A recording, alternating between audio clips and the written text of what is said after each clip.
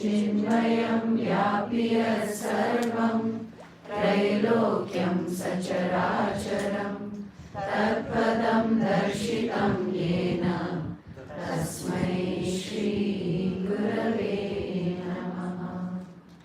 ॐ श्री चिन्मय सद्गुरवे नमः। ॐ श्री चिन्मय सद्गुरवे नमः। ॐ श्री चिन्मय सद्गुरवे नमः।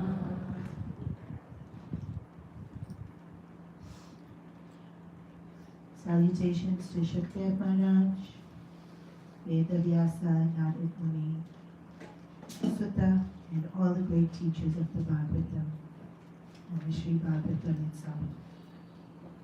Satchidananda Rupaya Vishnurpatyata Hetave Tapatraya Vinashaya Shri Krishnaya Vayam Namaha.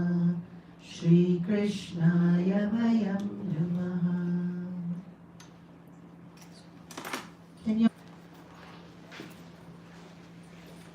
The sixth canto is called Manvantara. It's about cycles of creation, and so we see this continuity of existence, our existence, but we also see that Bhagwan's nurturing. So we saw already from Canto 3, Poshana is nourishing. Bhagwan's nature is to nourish us. And so this continuous theme of how he, whether it was Bharata turning into a deer and then coming back to enlightened master, that bhakti in him is nourished and cleansed. And so we see at the end of that canto, which I didn't go into, this whole description of hell. And it's very descriptive, very elaborate.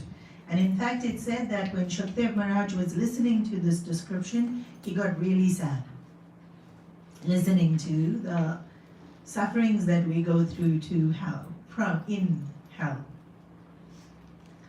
And even in this whole dialogue between the Yamadoots and the Vaikundoots, when they have come to collect Ajamila, then the Vishnu's doots, the messengers from Vaikund that belong to Lord Vishnu, say he belongs to us.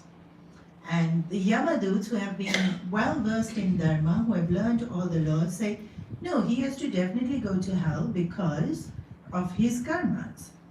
And then again, Vaikunduta says, but Bhagwan loves his name, and so he will stay with Bhagwan because he has said Bhagwan's name, and Bhagwan's name is that powerful.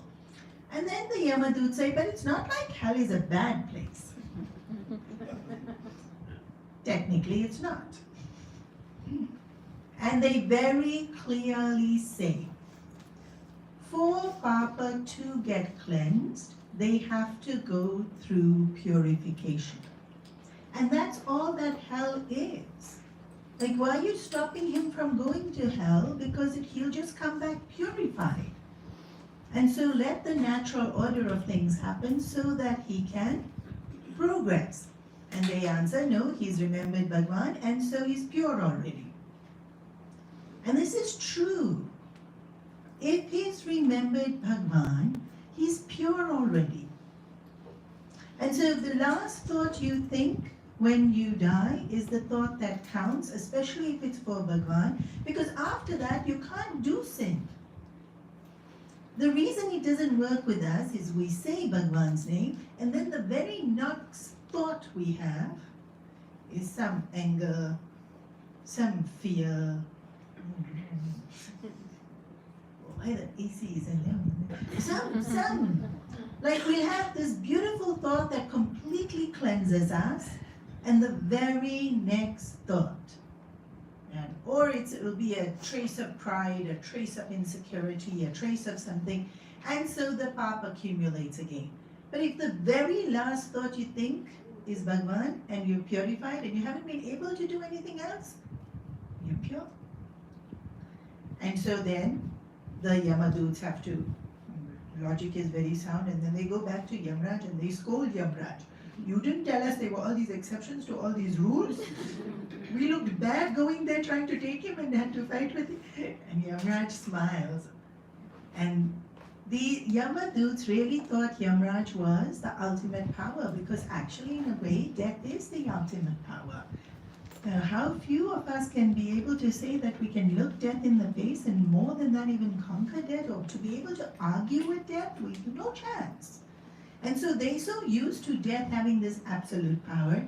And so Yamraj smiles and says, no, there is a far greater power than me. And explains the glory of Bhagwan. And here, not only the glory of Bhagwan and remembering Bhagwan, the glory of having devotion itself is then emphasized here. So in Ajamila story that yes, he is purified just by saying Bhagwan's name. And so the potency of Bhagwan's name, again a recurring theme in the Bhagavatam and in Bhakti Shastra at large, this ability to transform us and be able to change the very texture of our mind. And so if you have been coming every day and you have been listening, you yourself would have noticed by now. It's already day 4. The thoughts that happen during the day are slightly different because you have been submerged in satsang. And so when it says it purifies us, it's not enough. It transforms us. Because the very texture of our thoughts change, and our thoughts become our mind, and our mind is our personality, and our personality is what we are saying and what we are doing. And so Bhagwan's name purifies us, and it strengthens us, and it transforms us into Him Himself. And so then we see this beautiful story, which is not as well known, about Indra disrespecting his guru, Brihaspati. So there's many Indras that hold that post, and so you'll hear so many stories of Indra mucking up. So many stories there are of Indra mucking up. And you might be thinking, doesn't he ever learn? Like, why is he still in that position if he can make so many mistakes? It's not the same Indra. It's different Indras making the different mistakes, and they do all learn. And also sometimes, like when I first initially started, I'm like, why is this Indra so important totally? Like, let's just do away with him, because in this chapter, they do away with him. But the thing is, he's king of the Devatas, and so the Devatas are in charge of everything. And so the beauty that we see in the color in the flowers and the fragrance in them, and then the way sunlight will splash across and when it's setting, and the way it reflects in water, and there's devatas making sure all those things work so beautifully and we can enjoy that, and then he's in charge of all of that, and so if we take him away, then pretty sad. Because a lot of the beauty of this world isn't manifesting and things are not running as efficiently when they're not being maintained and governed. And so this particular Indra, sometimes laziness creeps in, sometimes it's pride. And invariably laziness is also pride. That's interesting to think about. Like we think pride, right? And it's its own entity. But actually it's tied into so many things. How is laziness pride? You'll tell me very quickly now, because time is precious. You think you can get away? I've done so much, so now I shouldn't do anything. Very good. That's one way of how laziness is pride. You think you can get away? Getting away with working. Or worst, feeling I shouldn't even have to work. Delegating and making everyone else work for me. Right? Can you see? So, Indra. A very similar story, and in this walking in and then not getting respect is a recurring theme because it's a short way of saying that the pride has crept into this person. Of course, pride would have crept into a person in many, many different ways, and then there's just one indication of it happening is this. So Brihaspati ji walked into the hall, and Indra pretending like he didn't see. And Brihaspati ji, true Guru. And then his praises in the Bhagavatam and even in the Upanishads, and really the essence of Sattva, Brihaspati ji has. And so he thinks, oh dear, no good can come when pride is in our heart. And so he just disappears. Not like, close the door and hides in his room. Disappears. Like no longer physically exist. And then even as Indra, the day unwinds, he thinks, I shouldn't have done that. So he goes to apologize to Brihaspati ji, but Brihaspati ji is gone, vanished, disappeared. And the Asuras have spies in the Devata's courts. Political moves. Everyone has spies on everyone else, especially when you're fighting for power. So of course the Asuras have spies. So the spy goes running and tells the Asuras, Indra's insulted his guru. And why he's so happy? Because everybody knows this. You're thinking, what do they know? I don't know. You should know. The minute you insult your guru, then now you have lost all your power. Huh? Yeah. Everybody knows this. How come you didn't know this? So you do so much tapas, or you do so much sadhana, you do so much, your whole life you worked on accumulating whatever talent, whatever intelligence, whatever skill, whatever power. Very good. One insult to Guru, gone. It's gone. And so the Asuras attack. And Indra can't fight because his power is gone, because he's insulted Guru. And so Asuras totally take over heaven. Bali comes and sits on the throne. He puts all his ministers in charge. Devatas can't do a thing. They have become so weak. All power is gone. And they can't find Brihaspati ji now to apologize to him and to be able to say, please make this right. He's literally, physically disappeared. When Guru wants to teach lesson, wow. So, they ran to Brahmaji. You please help us. Brahmaji says, now you're going to have to find Guru. Find someone. And so he suggests that they go to somebody called Vishwarupa, who is a Guru, whose lineage is, he has Asura blood in him, he has human blood in him, and he has Devata blood in him. And so initially he said no, because too complicated. I don't want to, and so, but then they asked again, and such important people asking him, so he says, okay. And so he teaches them the Narayan Kavach, which is a beautiful stotram, which is available in the Bhagavatam and nowadays available on YouTube, Spotify. You can listen to it. It's a beautiful stotram, and so chanting this and learning this, Indra goes into battle and he is victorious and he's very happy, and then they go back onto the sea, and when he's watching Vishwarupa do the puja the next day, he noticed that some offerings go to the devatas, some offerings he's giving to the asuras. And so angered by this that he immediately stands up and cuts off his head. And so now, never mind insulting Guru, this is Brahma Hatya.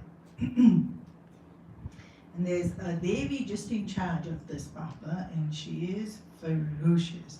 And so he gets really scared, but accepts. He doesn't deny even for a second. He has done this, it's wrong, he accepts. And then, seeing that he has accepted the Papa, the whole universe feels sorry, okay, all of us make mistakes, and they distribute the Papa of it. And a quarter goes to space, a quarter goes to water, a quarter goes to air, and a quarter goes to women. I know. Women so happily blame Ramji for their misery. He didn't do anything. Indra gave quarter of his Papa.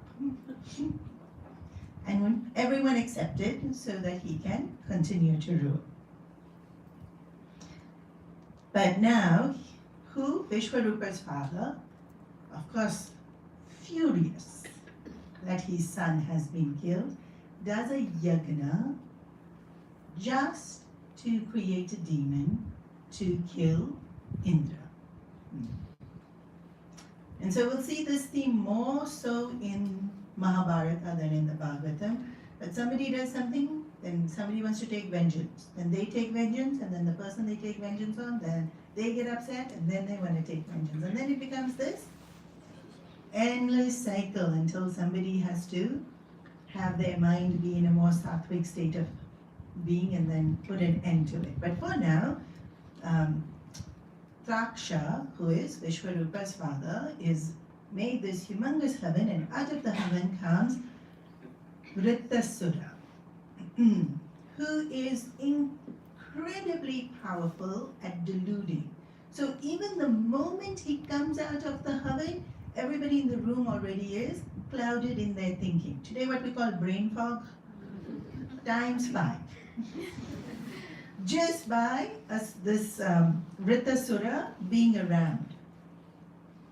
And so now this humongous battle between Indra and Vritasura, because he has been created to kill Indra. But fortunately, unfortunately, depending on whose story you are telling, Taksha made a small mistake while he was doing this heaven. And so Indra is not going to actually die. But Vritasura is very powerful and can cause lots of havoc. And the battle goes on for a long time. But they need a solution, so again they run to Brahmaji. And this time Brahmaji says no, because he only the one that gives everybody the boons. You know? So Vritasura has this boon now and he is so powerful. So they go to Lord Vishnu, and Vishnu Bhagwan smiles and says, only the bones of a truly selfless person, when weaved into a weapon, will be able to kill him. And so you can go to Sage Dadichi, and he will give you his bones.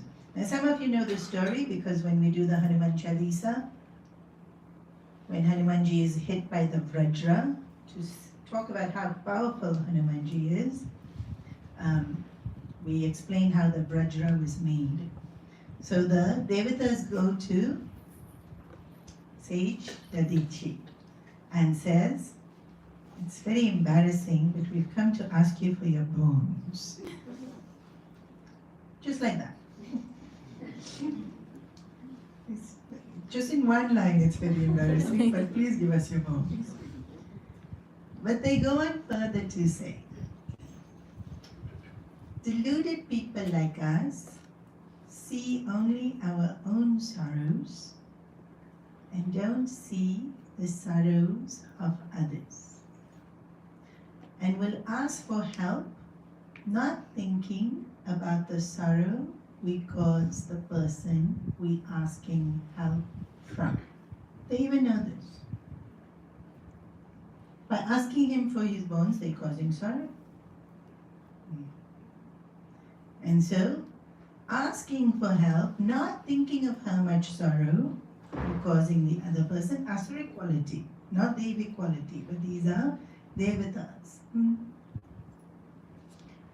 And even the feeling of my sorrow is greater than yours, asuric quality. And so often we'll feel it. So often we'll feel my sorrow is so great. That person, it's okay. They have loving husband. They have money. They have nice house. They have good job. They have something. So their sorrow is not so bad. My sorrow though.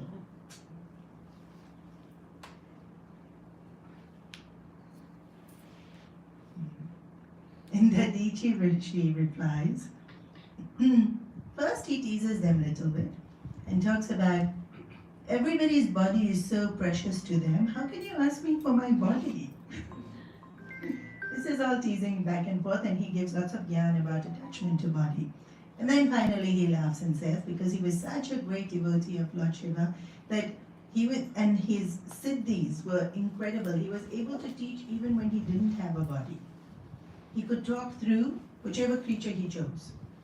And so there's an incident where he can't talk and he talks through a horse.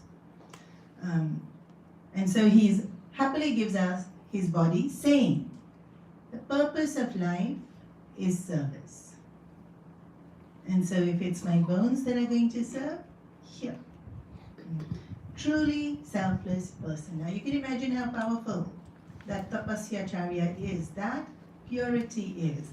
And so the weapon wielded with his bones becomes the vajra, which Indra yields. And so Indra also has to have done some kind of amount of tapas to be able to hold that weapon. Otherwise you can't even hold that weapon. Even like when we hear about Arjuna's Gandiva bow, other people couldn't even lift it up. Only Arjuna could lift it up because he wielded that kind of power within himself, so he could wield such a powerful weapon. So here too. And so Indra goes into the battlefield using this Vajra. And when Vritasura sees him, he sees the Vajra, then Vritasura's comments are so incredibly beautiful. He says that it is by Bhagwan's grace alone that everything is done. Now this is an Asura fighting Indra in battle. And what is he saying? He's praising Bhagwan and continues to say that only because of Bhagwan's glory do you see me as an outsider, where our bodies are nothing but matter, and there's no you and there's no me. Asura saying this in the middle of battle, and Indra gets very confused. This doesn't sound like an Asura. This sounds like someone who is very wise. And so for a moment he's not fighting. And then Vritasura says, fight, Indra, take my life so I can get rid of this Asuric body and I can return back to my beloved Lord. Even more confused Indra. Because now the Asura is asking him to defeat him. And then icing on the cake, he says, doesn't matter what you see, you are seeing Asura, but I know Bhagwan loves me so deeply that he is with me even at this moment. So wield that weapon. He is with me.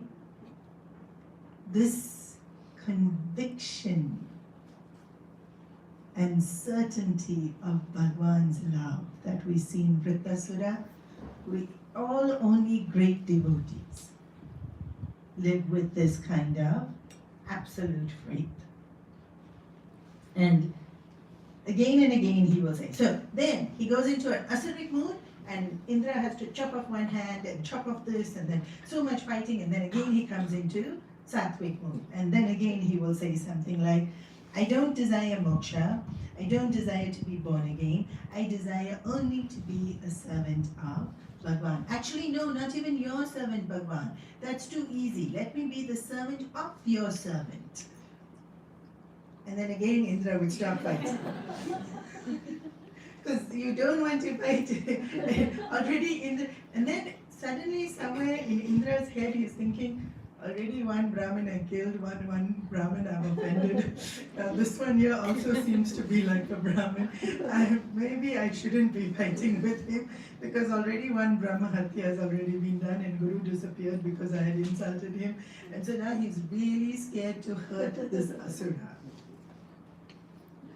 But he is indeed an Asura in this particular birth, and he continues to fight to do so. Until finally, Indra has to defeat him completely.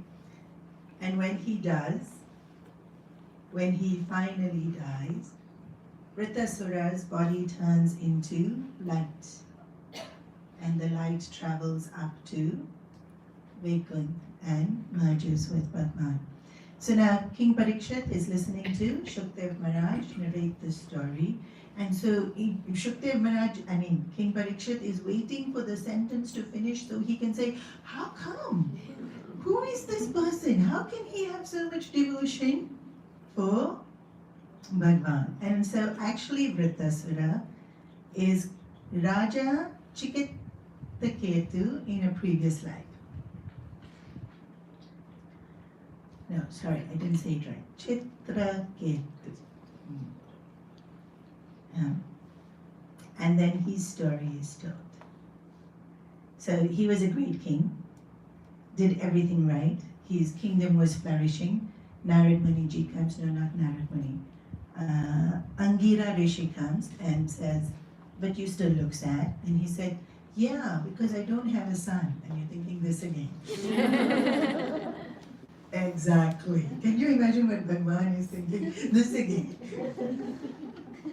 And Angira Rishi says, I can grant you a boon for you to have a son, but it will bring you as much pain as it will bring you joy. Now this is not true only for Raja Chitraketu. This is truth. Your desires can be granted, but be careful, because it will bring you pain along with the joy. But you know, as I said previously, when that thing gets stuck in our head, I want, no, gimme. Okay, got son.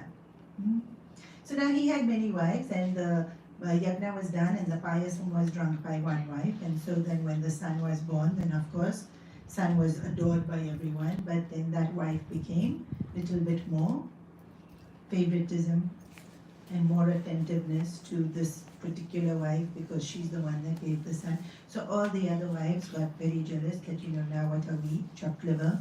And so they poisoned the son. And now Raja Chitraketu is of course devastated. And Angira Rishi comes while he is crying and refusing to cremate the body, saying, when you asked for the boon, you were warned. It's going to bring you joy, but it's also going to bring you sorrow. Yeah? That time you said yes. And so we do this. At that time, because we want it so much, we'll say yes. And then we're not completely willing to face the consequence when the consequence comes. Yeah. Like sometimes we don't know what the consequence is. Sometimes we do.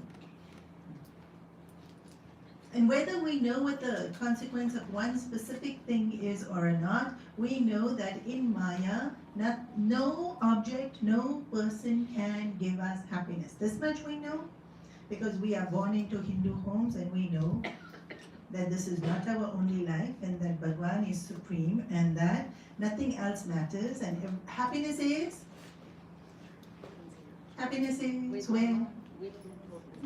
where's happiness?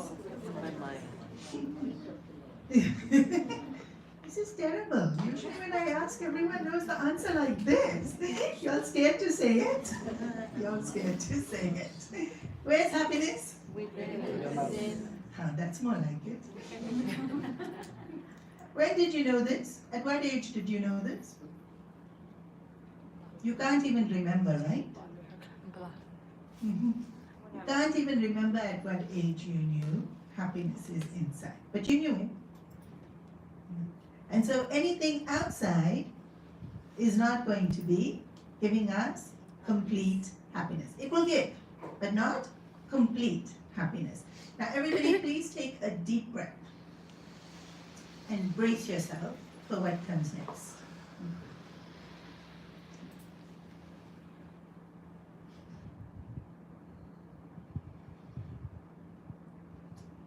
So, Rishi Angira says, if you are that devastated, I will call the soul of your son so you can say goodbye to him. Calls the soul, and the soul and says, please say goodbye to your parents. And the soul say, who are they? In which lifetime were these my parents? I have lived more than 1,000 lifetimes. Which lifetime are you talking about? I can't remember.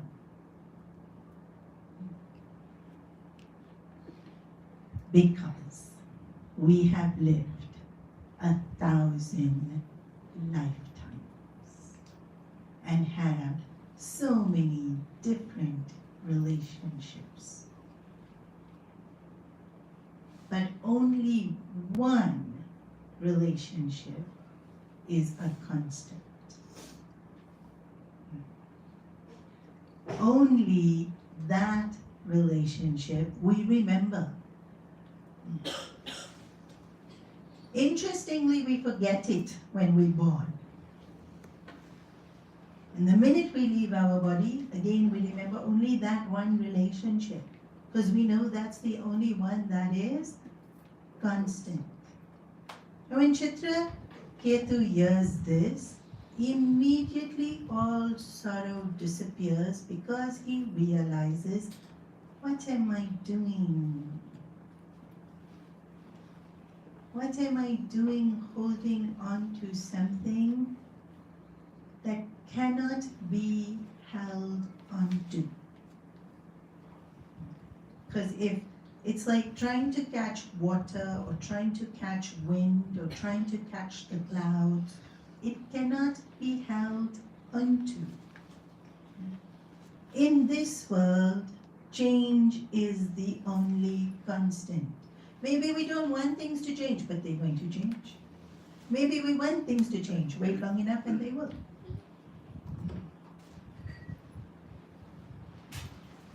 Holding on to changeless is the only way to escape sorrow.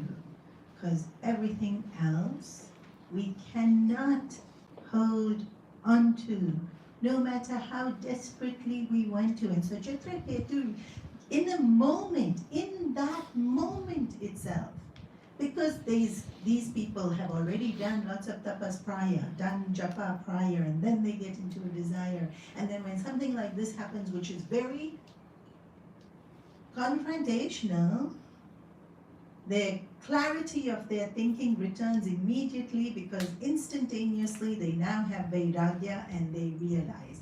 And from that moment onwards, he becomes a Siddha Bhakta. And he's roaming the world just chanting the name of the Lord and reveling in the stories of the Lord and complete Vairagya for everything else except Bhagwan. And he goes to Vaikunth. No, sorry. He goes to Kailash. And now the rules in Kailash are very different to the rules where he are. And in the Bhagavatam, it's still a little bit easy. But Shiv Puran, if you read, it can be very super confusing because there's lots of mysticism and there's lots of symbolism. And the rules don't apply to Shivji the way we see rules to apply. Because lots of explanation, which I will do very quickly. So what does he see? He sees Parvati ji sitting on Shivji's lap while Shivji is giving satsang. And then he says, how can this be a great person if he needs his wife to sit on his lap while he is even doing a public discourse? In a very inappropriate way. Now he thought it already, but he says it. And even though he didn't even say it that loud and he said it from very far away, Shivji hears. And even Parvati ji hears. Now when Shivji hears these kind of things, just like with Daksha Maharaj, he was like babies. You know, babu, baba. He doesn't even hear the words. He just hears baby sounds. Like Shivji, nothing, feels nothing. But Parvati ji, you insult Shivji, she is not going to tolerate this. Immediately she curses. If your thinking is so gross, go and take birth as an asura. He puts his hands together. He was on an aeroplane. He comes down and he bows down to Parvati ji and he's saying, you have cursed me and that is fine. If you have cursed, it is my prasad and it is for my good. But what pain I have caused in your heart, please forgive me for that. Please don't hold any pain in your heart because of me. Now when he says this, Shivji looks at Parvati. Why you cursed him? Such a nice bhakta he is. He's not even asking you to take away the curse. He's not even asking for forgiveness. He just doesn't want to see you in pain. So then he is blessed that he remembers all his devotion. Even though he is in Asura body. And that's why in that Asura body he is true to the Asuric nature, but he still has so much devotion and wisdom as he is fighting. And so this one story in Canto 3 is this glory of Bhagwan's name. The whole canto is dedicated to Bhagwan's name, even more than Bhagwan's Roop and Bhagwan's Katha and Bhagwan's Puja is just the power of his name. And even just once, if we say it, we are already purified. Because even in Asuric bodies, the devotion can be so beautiful because they're remembering his name. And even though they fall, like we've seen now with Bharat, with Achamila, and here with King Chitraketu, their beauty shines more than their fall. In fact, their fall is just reassurance to us that don't worry, Bhagwan will lift. As long as we hold on to him, he will lift. However you fall, however many times he falls, he will lift us. And it's his name itself that is lifting us.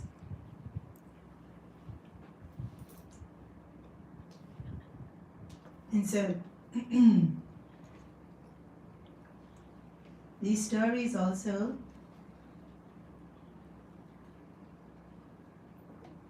when we hear, sometimes when life happens, we can feel what they might have felt in their grief, in their anger, in their jealousy. And then the way they recover from it is Bhagwan's way of guiding us.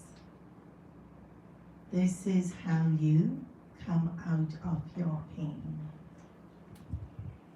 And so we may be grieving, and of course we don't want to hear that they're just another jiva in millions and millions of jiva, because we want to feel they are mine. But it's that feeling that is causing the pain.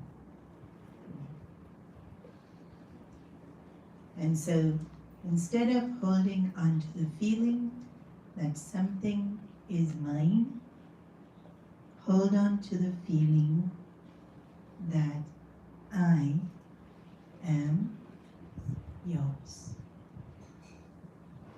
And it might take a while for the mind to be able to change the thoughts, but let us introduce that thought, and then let us try as best as we can to strengthen it, and then we ourselves will be able to see how His name purifies, strengthens, and transforms us. And so it's never said to hurt us. It's only said to remember hell. And it will feel like hell when we are grieving. But hell is washing machine. Gurudev used to call hell a washing machine. And so in a washing machine you get tossed around a bit. But then you come out smelling so good. Looking so much nicer. And then the next canto, canto number 7, starts with this wonderful conversation that Yudhishthira is having with sage Narada. And so Parikshit Maharaj, of course, was biologically Arjuna's grandchild. Grandchild, right? But because the Pandavas were all so close, he thought of all of them as grandfathers. So Yudhishthira would have been equally a grandfather. And so because it's Yudhishthira's conversation that he's so much more, what did he ask? And why did he ask that? And so this story gets narrated between, remember, Kashyap Rishi, who was married to Diti and Aditi, and then Diti had all the Asuras and Aditi had all the Devatas, and so we've just seen that now Indra has defeated this, his name so hard to pronounce, Ratasura. And so Diti is feeling, my kids keep getting killed by Indra. And so when she goes to Kashyap and she serves and she's doing, very lovingly talking to him, and so he smiles and says, you wanted a boon, like, straight away when somebody wants something. And she says, yes, I want a son who will kill Indra. Now, poor Kashyap Rishi. Indra's his son. And so wife is asking for a boon to have a son to kill one of the other sons, and then, the poor guy, he's just kind of looking at her. But he is the embodiment of detachment, and so he gives the formula of what to do. Because there's formula, we know there's formula because this Traksha had done this whole havan to get someone to kill. He made mistake though. So now Diti is doing this whole 1 year vrata to be able to have a child to kill Indra. Indra is very clever. He comes as a little boy and lives with her to help her in the house with all the puja samagri and all the. And she also makes mistakes because to be able to do these things, you have to be very, very precise. This formula is very detailed and very specific, and even one small little thing, then it's like when a cake goes flat because the temperature in the stove was wrong or something. And just one ingredient was wrong, but the whole thing is spoiled. So Indra knows now that this is not going to kill him, but so he enters her womb and he cuts up the baby. But because she has been doing it with so much devotion, it just becomes 7 babies. And it doesn't die. So then he, determination, Indra cuts up each one again into 7. And so now there's 49 babies.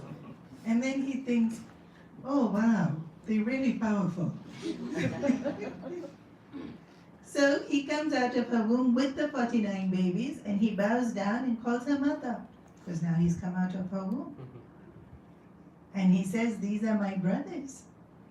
Let me take them, and they become the 49 Maruts, all the different winds. And they become the Devatas. And as this whole thing is going on, the idea is that now Diti thinks, okay, and that animosity in her heart is pacified. So there should be a bit of peace between the Asuras and the Devatas. And it comes in the form of her getting the boon that after a few lineages, some of the Asuras that will be born will be known as the greatest bhaktas of all time. Because she gives Indra the Marutas because she accepts him now as a son, she gets this boon. And then the story of that bhakta is told. So we already saw Hiranyaksha was killed by Varaha Avatar. And when he was killed by Varaha Avatar, then Hiranyakashipu, the brother, goes to the wife and gives long dialogue. And there's no point on grieving because everything that is born someday has to die. And in Hiranyaksha isn't just a body, he is the soul, and his soul will now go to a better place. All this who's saying? Hiranyakashipu, right? And then when he finishes saying this all to his brother's wife, he thinks, I should gain immortality. And nobody should be able to kill me. Because Asuras used to have all the same knowledge of the Vedas that the Devatas have, but what makes them Asuras is that they use it for other people and never on themselves. And what makes the Devatas Devatas is they take the knowledge and they use it for themselves. So he does so much tapas, and really he is very, very, very powerful. Because remember, the boon was, they were living in Vaikunth for so long. They were powerful. These was Jay and Vijay, you'll remember, right?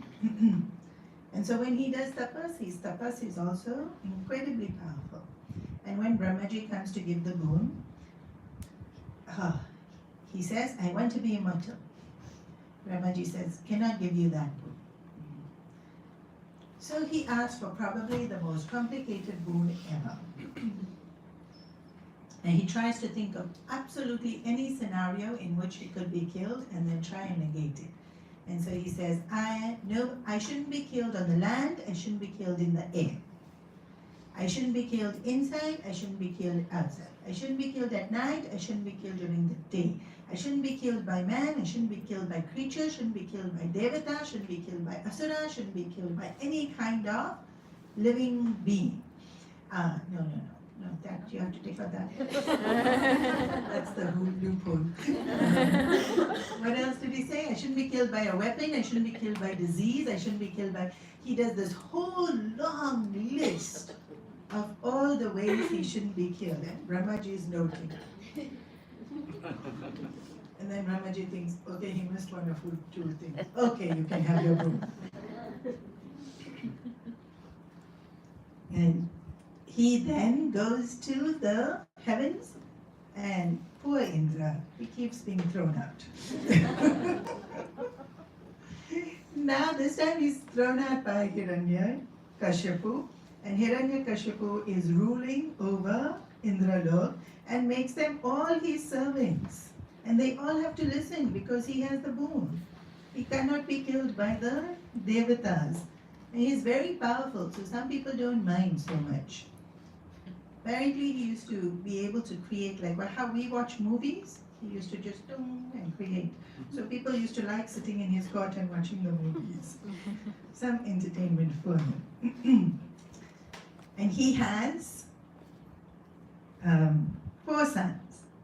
the youngest of whom is Prahlad. If in an assembly of bhaktas you ask who is the greatest devotee, Prahlad. His name will most definitely, most 100% be mentioned. And so Prahlad is this little boy, and Hiranyakashipu is the father, and he takes his little son and he puts him on his lap. And he says, "Tell me, my son, what is the best thing in the world?" Now that's the actual question, yeah, in Bhagavatam. When I tell the story to the Balvihar kids, I change the answer and I say, Lord Vishnu is the best. Lord Vishnu is the smartest. Lord Vishnu is the kindest. Lord Vishnu is the strongest. And Prahlad gets and Hiranyakashipu gets very angry. But what did he actually reply? Minus and I-ness is the cause of all sorrow. And so the best thing we can do is surrender to the lotus feet of the Lord. He's smaller, he's 6, 7, 8 max, 6-ish. So Father asked him, what's the best thing in the world? And he already knew. Yesterday I said, you all know what's the cause of all sorrow? And a few people did this. He already knew. What's the cause of all sorrow? Minus and I-ness. And so, surrender it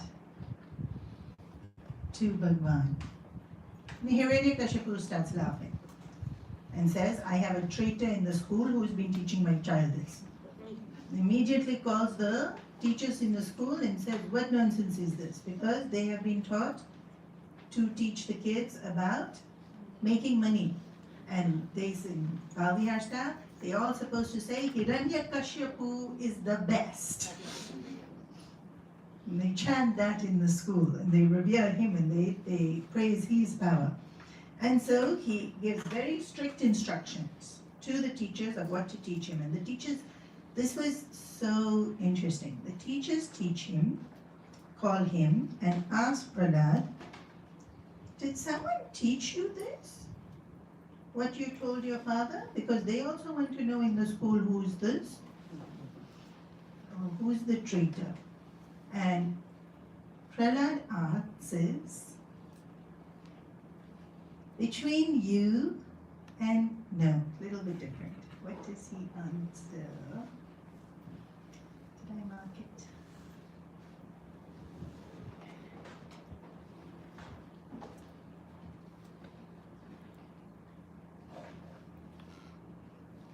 Only deluded people differentiate between ours and others.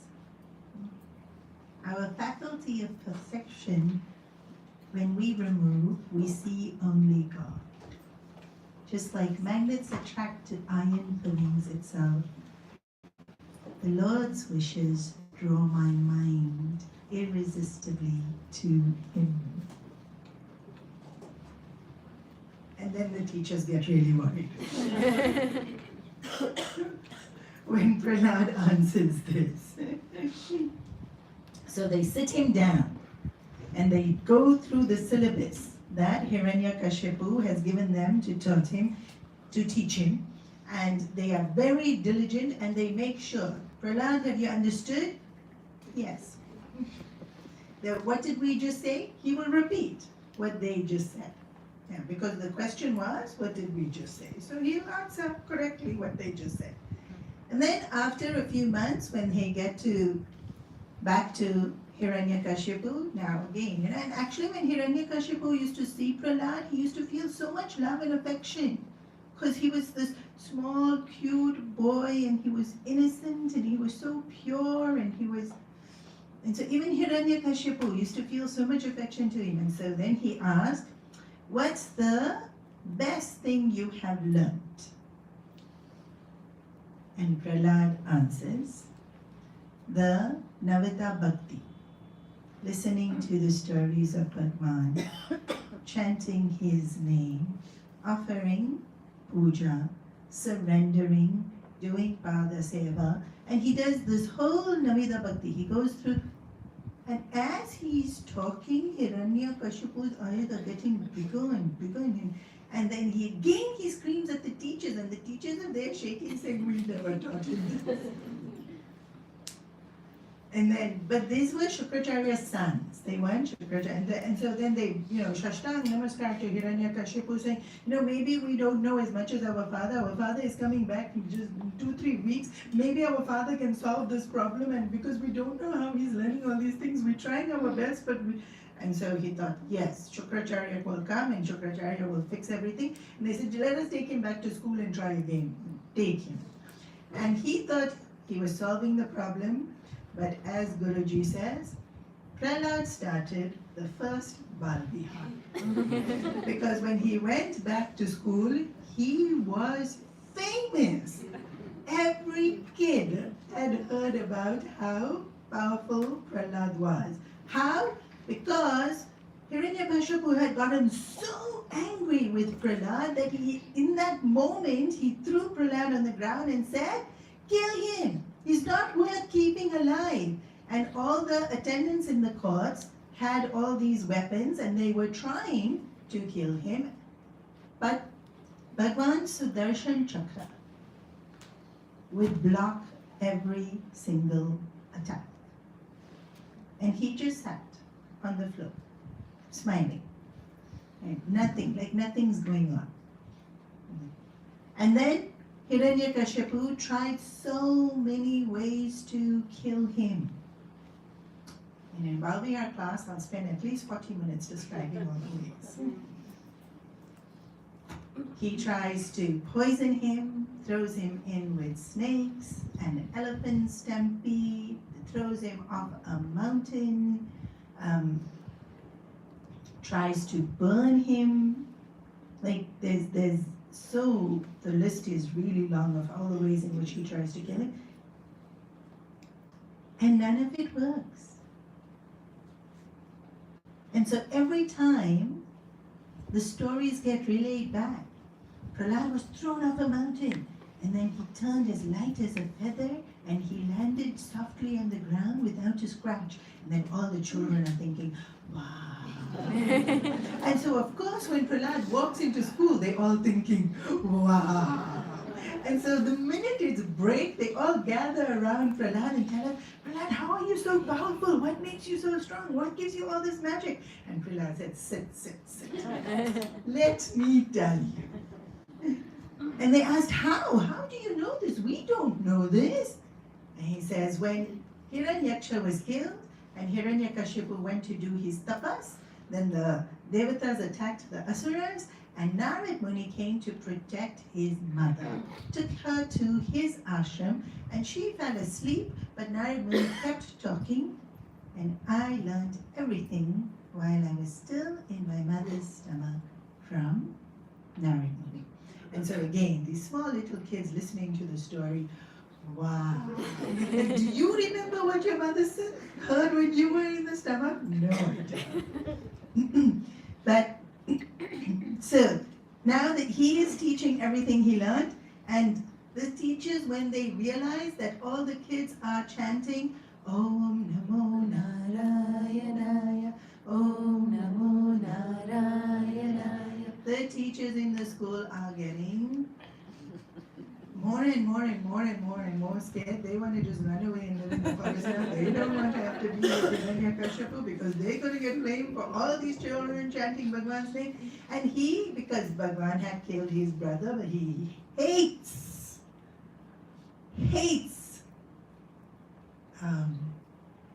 Bhagwan Vishnu. And in whichever way we remember Bhagwan, Bhagwan doesn't mind.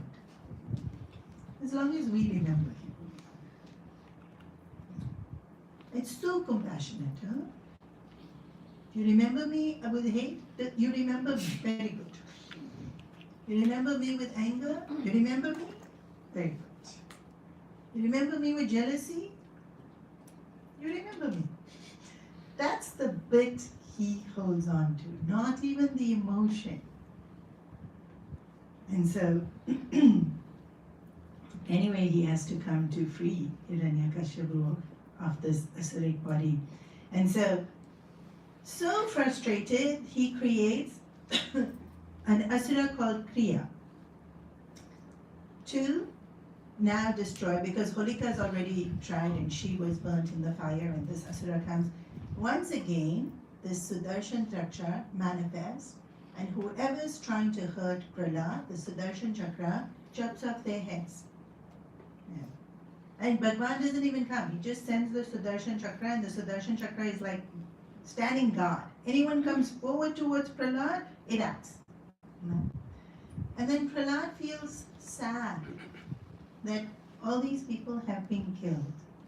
And so he closes his eyes and he says, if my heart is pure and I haven't wished ill on any of them, please let them come back to life. And they do. And then now they can't hurt him anymore, because they've seen that he has zero ill will in his heart, even to people that are trying to kill him, even to his father who has been ordering all this to keep going on.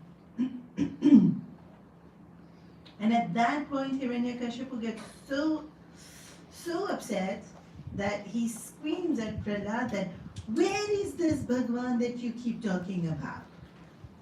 And Prahlad answers, everywhere.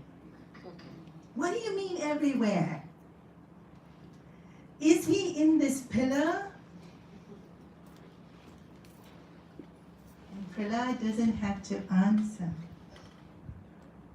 because already the pillar starts vibrating and we can hear a roar. Boliye Narasimha Avatara Bhagavan Ki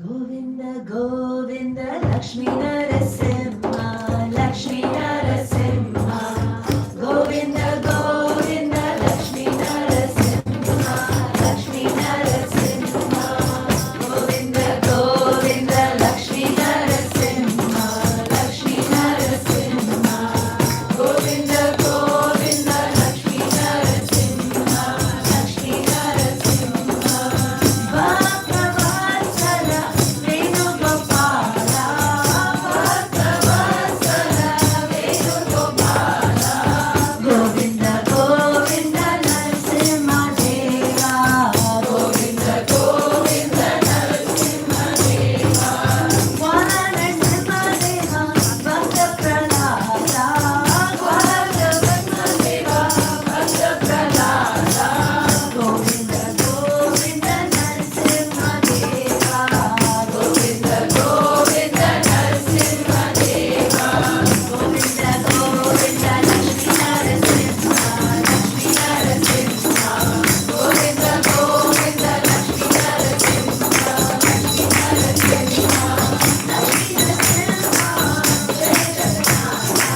Lakshmi Narasimha Jai Jagannath Govinda Govinda Narasimha Deva Govinda Govinda Narasimha Deva Hari Hari Narayana Hari Hari Panduranga Hari Hari Narayana Hari Hari Panduranga Govinda Govinda Narasimha Deva Govinda Govinda Narasimha Deva Narasimha Deva Hari Narayana Narayana Narasimha Deva Hari Narayana Narayana Narasimha Deva Hari Narayana Narayana Narasimha Deva Hari Narayana Narayana Narayana Hari Narayana Hari Narayana Hari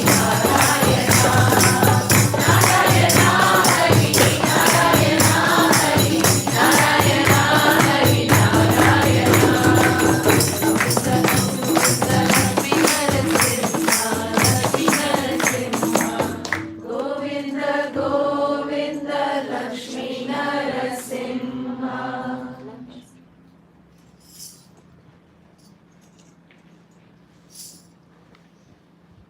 When Narasimha Avatar appears, of course the first thing he does is destroy Hiranyakashipu. So there's lots of loopholes in the boon that he asked, and no matter how hard we try to escape death, we cannot. And that is a guaranteed part of life. And so he asked not to be killed in the air or on the earth, and so Bhagwan put him on his lap. He asked not to be destroyed by weapons or disease, and so Bhagwan used his, not during the day or night, and so Bhagwan did it at twilight. The list was so long, and all the requirements are met, and Hiranyakashipu is destroyed. And all the devatas and devis in the sky come to praise Narasimha Bhagwan. But he is still heaving with the adrenaline of having to fight and kill. I grew up in Africa and saw so many safaris. And they really, after they attack, they really are healing. So being true to that form of Simha, there's still that ferociousness in Bhagwan's persona. And so the devatas get scared. And they go and tell Lakshmi Maya, calm him down. Just like kids at home, when father's scared, kids all run to mama. Do something, make it better. When mama's angry, nobody's worried.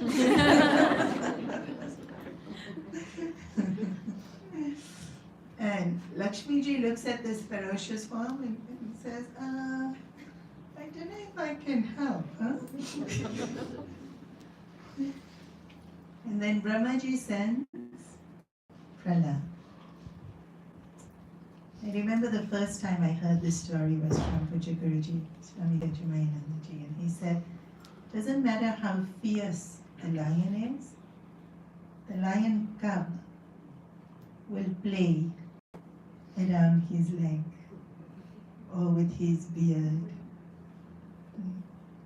Because for the cub, this is home, safe.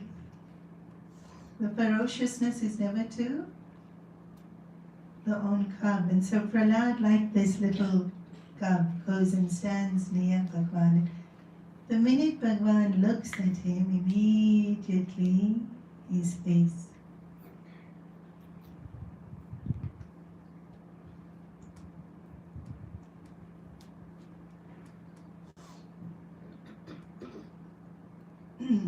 and he says, Prahlad, forgive me. I took so long to come.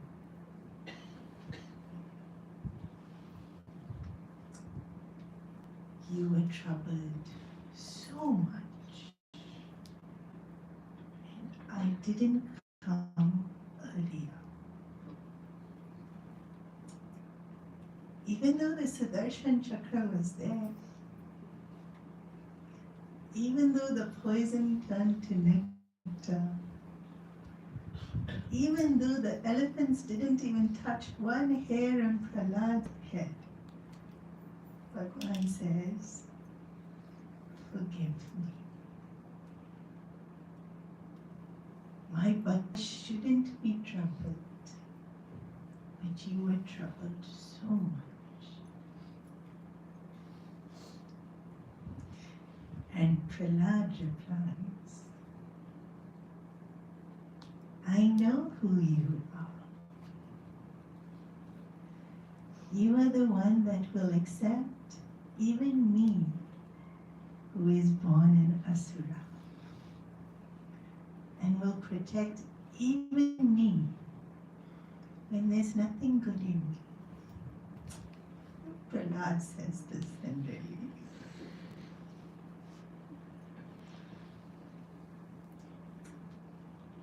And Prahlad gives so many examples of how compassionate Bhagwan is.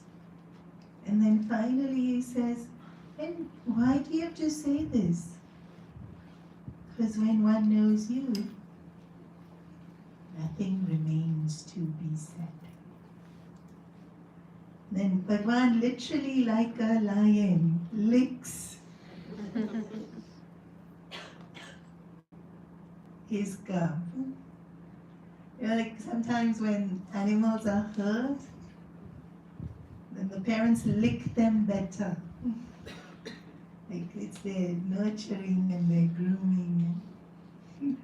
Prahlad sweetly just accepts all that love. And then Bhagwan says, since I troubled you, you asked me a boon. And Prahlad said, that's not how I love you. I didn't love you to ask you for something. No. I don't want it. And then Bhagwan says, just to make me feel better, ask something. And he asked, may I never want anything. If you want to grant me a boon, may I never want anything. Only you. And if you feel it is okay, free my father from his suffering. What kind father? The kind of father that tried to kill him more than 7 times. What does Prahlad ask? Free him. If you think it's okay, free him from all kinds of suffering. And so Bhagwan does. Bhagwan grants this boon. And then that same Navida Bhakti that Prahlad had taught the children in the school, now Bhagwan here chants or explains or reiterates. And just as when Ramchandraji taught it to Shabri, the order in which they taught it is different. Here, Narasimha Vikarji is teaching it to Prahlad and ends with saying, and you are the perfect example of all these types of devotions.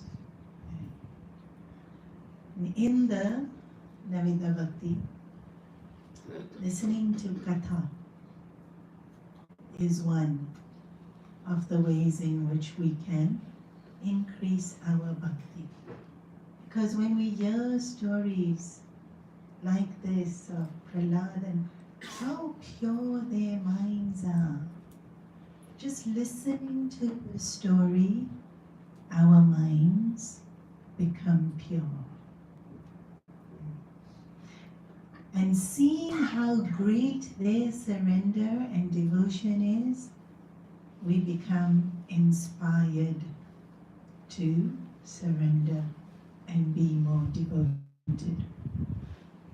And in this step of listening to Katha, the Bhagavatam here itself has said that when King Parikshit was cursed by that son of the Rishi to be bitten by a snake, then the weapon used on him was a curse, which is words. And so the solution Bhagwan has given to cure him is words of Srimad Bhagavatam, which will be his kavacha. Kavacha means his shield of protection from whatever adverse effects that will come to him. And listening to the kathas, Bhagavan promises in the Bhagavatam that he will enter through our ears and come and sit in our hearts. Prahlad heard in the womb, and Bhagavan had already sat in his heart. And in Prahlad's heart, there was no place for anything else, because Bhagavan was already there. In our hearts also now, he has come. Make sure you give him full space. Don't put so many things and cramp him. And so as we have the break now, we're thinking of Bhagavan only. I know y'all get very excited to see each other, but you know, I saw this stand-up comedian talking about how in the Western world they say, "Hi, how are you? Fine, thank you. How are you? Nice weather we having today." He says, "Oh, but fast they are talking." In India, you see someone and you conversation happened in here.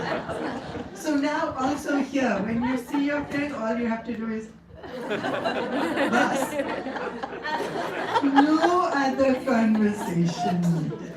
We will continue to chant Bhagavan's name. 10 minutes, we will have a break.